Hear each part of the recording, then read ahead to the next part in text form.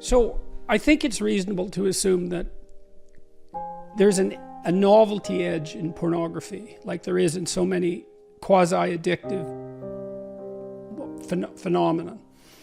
And so it has to become, because novelty is a sexual kick, it has to stay novel, and that means that over time it's going to become more extreme. So that's not good. Well, so how do you resensitize yourself in some sense? Well, you stop. You stop. And then hopefully you recover. And then you deprive yourself of that outlet, let's say. And you might say, well, you know, is that absolutely necessary? And maybe there's nothing wrong with pornography. It's like, well, I don't know, man. Like, have you ever really met a guy who is proud of that? Like, you know what I mean? That makes him feel like, I'm the guy, man. You know, I'm watching pornography and getting off. It's like, what a man. I don't believe anyone feels that. And to me, maybe I'm wrong. And to me, that's an indication that, yeah, we know. No, it's pretty cheap. It's cheap. It's easy. And, you know, I say that knowing that I believe the research evidence shows that if you introduce pornography into a community, that rates of sexual crime committed by men upon women actually decline. So there is perhaps some utility in the outlet. But, you know, that's a unidimensional analysis and doesn't take into account all the other effects of pornography. So, including the ones you described, and I think that those are real. It makes sense that they're real, you know, because it's super satiation. And it's a non-trivial technological problem, you know. It's now possible for young men to look at more beautiful nude women in one day than any man has ever seen, you know, prior to 10 years ago, 20 years ago, than any man in history had ever seen. That's not nothing. That's something. And to think that doesn't do anything to you, it's like, no, that likely does something to you. So don't substitute the false for the real. And don't underestimate the utility of deprivation. You know, what do we need to drive us forward to have the adventure of our life? You know, well, some deprivation, that's for sure. That heightens desire and drive. And maybe you need that. You're afraid to approach a woman. Well, you remove part of your drive with pornography. And so now you don't have that sexual urge to overcome that anxiety. And so you stay timid for your entire life. You know, maybe not, but maybe. Effect of free and widely available pornography is having on young people, especially men in our society at this time? Well, I think it's like Treasure Island in Pinocchio. It's all pleasure with no responsibility. That's deadening. It's parasitical in a sense. And I don't mean that, I'm not making a value judgment. I mean, it's no wonder the young guys are caught up in this, because it's an unbelievably powerful technology. It drove the development of the internet, let's not forget, right? So it taps into one viciously primordial motivation.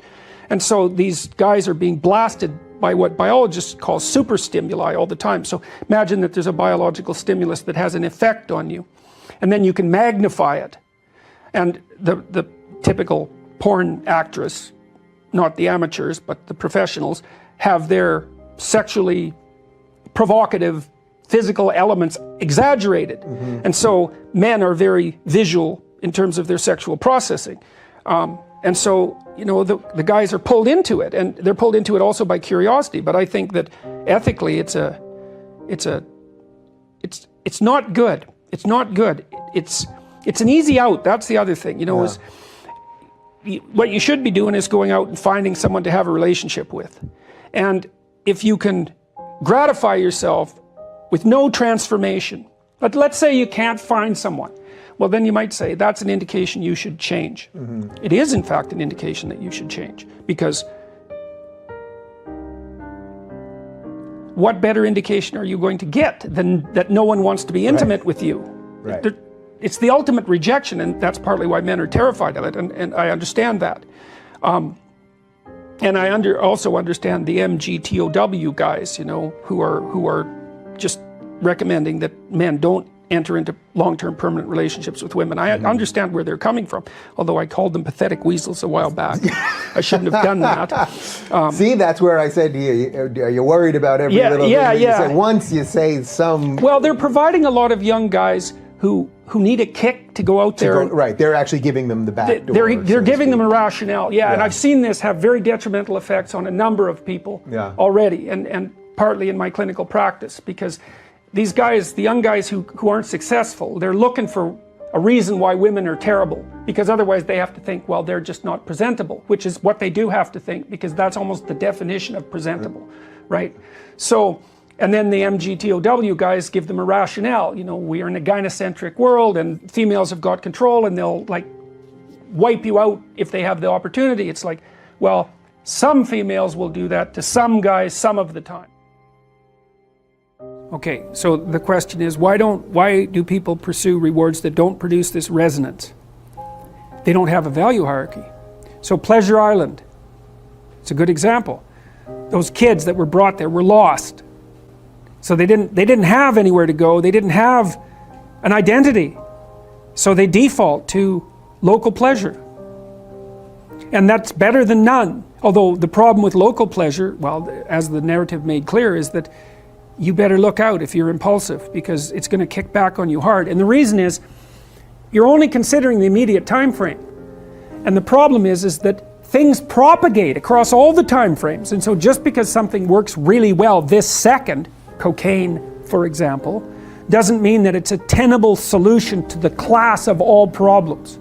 So usually, often, people pursue local pleasure because that's the best they can imagine. It's the best they've been taught. They don't see another alternative. So it could be ignorance. It can be they don't want to adopt the responsibility, because part of the problem with working at every level of the hierarchy simultaneously is that it's like dancing to a very complex waltz, let's say. You have to be paying attention to a very large number of things simultaneously and doing things right. It requires responsibility. And so, you know, it's a pain. It's a weight. Part of the reason people drink alcohol is to get rid of their responsibility. I mean, that's, you know, you hear people drink because they have problems. It's like, yeah, no. Some people drink because they're anxious, and alcoholics drink because they're in withdrawal.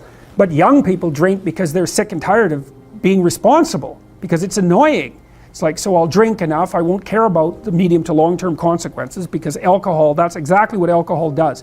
It doesn't make you ignorant of the medium to long-term consequences, but it makes you not care about them. And partly it's because it dampens anxiety. So it dampens anxiety, leaves your positive emotion circuits intact, so then you can go out there and do stupid fun things, and that's a party, really. Let's go do stupid fun things. That's a party. But the medium to long-term consequences it's risky. It doesn't mean you shouldn't do it, but it's risky. So, yeah, they don't know better. That's the answer, I would say. What advice would you give to someone looking to quit porn? Well, I gave some advice a little earlier about quitting alcohol, you know, and I would say it isn't that you're trying to quit porn. It's not the right way to think about it. The right way to think about it is that you're trying to figure out how to have a better life. And so you have to figure out, well, I would say do the future authoring program and keep your porn addiction in mind and think. So in the first part of the future authoring program, it asks you a bunch of questions about what your life could be like in 3 to 5 years if you took care of yourself like you were someone that you cared for. And then it asks you questions about your friends and your family and your career and your time outside of work and your health and, you know, the important dimensions of life. And it asks you to spend 20 minutes writing about how good your life could be in 3 to 5 years if you got your act together and did what was good for you. And then it asks you to write about the hell you could be in if you didn't. And so I would say you really need to do that, because porn isn't the issue. The issue is that you're not living your life the way you want to. And so you need a vision of life that's more compelling than the porn, and you need a counter vision too that frightens you, you know, because otherwise porn is obviously extraordinarily gratifying in the short term, but you seem to be suffering from the medium to long-term consequences of its use.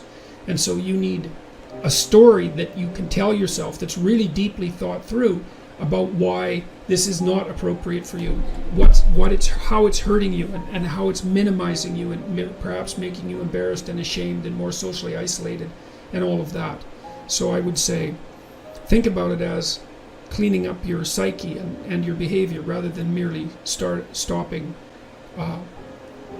porn. You also might want to write down, and you could do this in the negative vision part of the future authoring program. You got to write down everything bad that you think porn is doing to you, because obviously you have some suspicions that this is not good for you, right? That it's actually harming you in some important way.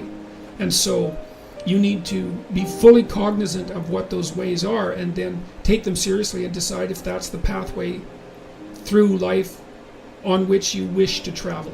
And then I would also say good luck to you. You know, it's a very good idea to identify one of your weaknesses and work on it. You can strengthen yourself substantially by doing that.